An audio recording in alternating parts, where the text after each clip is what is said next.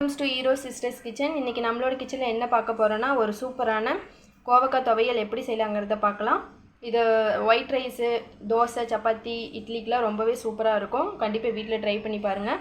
வீடியோக்குள்ள போறதுக்கு முன்னாடி நம்மளோட Hero Sisters Kitchen-ஐ Subscribe பண்ணாதவங்க Subscribe பண்ணுங்க. அப்படியே பக்கத்துல இருக்க பெல் ஐகானையும் கிளிக் பண்ணுங்க. அப்பதான் நான் போடுற ஒவ்வொரு வீடியோ உங்களுக்கு நோட்டிஃபிகேஷனா வரும். இப்போ வாங்க வீடியோக்குள்ள போகலாம்.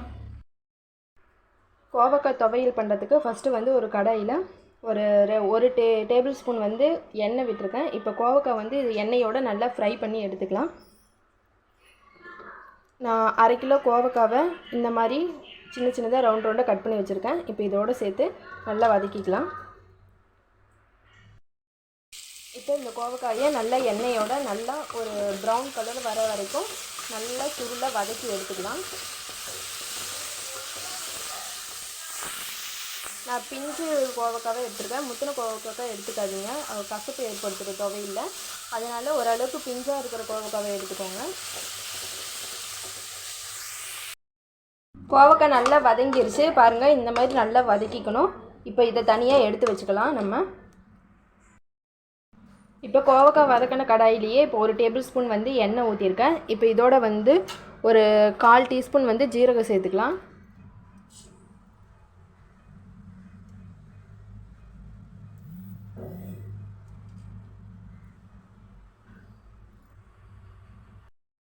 நல்லா பொரிஞ்சோடனே இதோட வந்து ஒரு டேபிள் ஸ்பூன் வந்து கருப்பு உளுந்து சேர்த்துக்கலாம். நீங்கள் வெள்ளை உளுந்து இருந்தால் கூட வெள்ளை உளுந்து சேர்த்துக்கலாம். நான் இன்றைக்கி கருப்பு உளுந்து சேர்த்துருக்கேன். இப்போ இதோட வந்து ஒரு டேபிள் ஸ்பூன் வந்து துவரம் பருப்பு ஆட் பண்ணிக்கலாம்.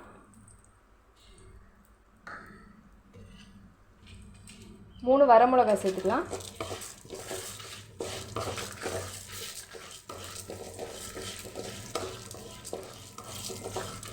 அதை நல்லா வதக்கிக்கலாம்.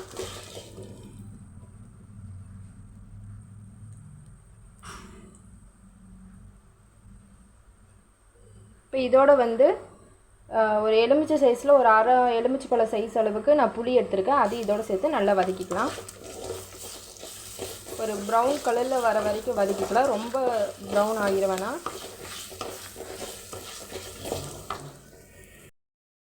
இப்போ ஓரளவுக்கு நல்லா ப்ரௌன் ஆகிருக்கு. இப்போ இதோட வந்து பூண்டு சேர்த்துக்கலாம். 10 பல் பூண்டு எடுத்துருக்கேன். அது இதோடு சேர்த்துக்கலாம். இதோட வந்து ஒரு 10 பல் சின்ன வெங்காயம் 2 கட் பண்ணி வச்சுருக்கேன். அது இதோடு சேர்த்து நல்லா வதக்கிக்கலாம்.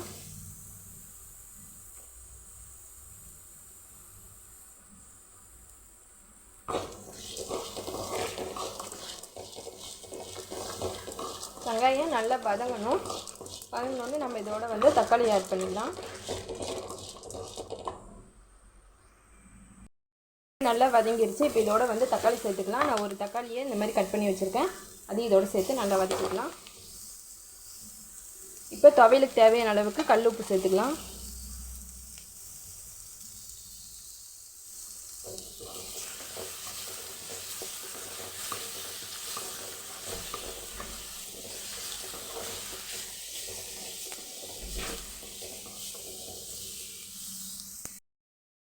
தக்காளி நல்லா வதங்கிருச்சு. இப்போ இதோட வந்து நம்ம கோவக்காய் வந்து வதக்கி எடுத்து வச்சுருக்கோம் இல்லையா, அதையும் இதோட சேர்த்து நல்லா வதக்கிக்கலாம் மறுபடியும். இப்போ இதை நல்லா வதக்கி விட்டுட்டு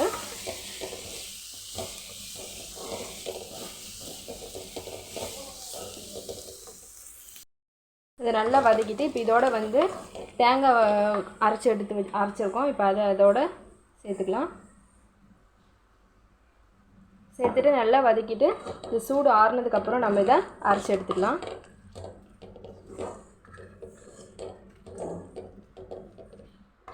இது சூடு ஆறட்டும். ஆறுனதுக்கப்புறம் இதை நம்ம அரைச்சி எடுத்துக்கலாம். பேஸ்ட் பண்ணி எடுத்தாச்சு பாருங்கள். இந்த மாதிரி நம்ம பேஸ்ட் பண்ணி எடுத்துக்கலாம்.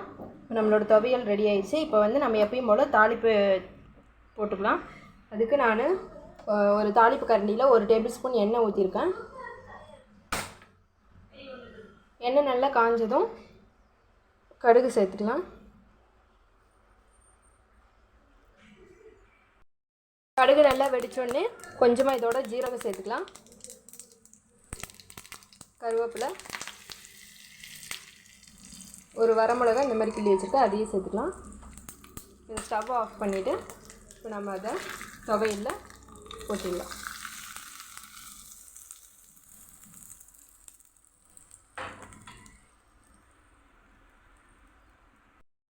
கோவக்காய் துவையல் சூப்பராக ரெடி ஆயிடுச்சு. கண்டிப்பாக வீட்டில் ட்ரை பண்ணி பாருங்கள். இந்த வீடியோ உங்களுக்கு பிடிச்சிருக்குன்னு நினைக்கிறேன். பிடிச்சிருந்தா லைக் பண்ணுங்கள். அப்படியே உங்களோட ஃப்ரெண்ட்ஸோடு ஷேர் பண்ணுங்கள். நான் வேறு ஒரு இன்ட்ரெஸ்டிங்கான ரெசிபியோடு நான் உங்களை சந்திக்கிறேன். தேங்க்யூ.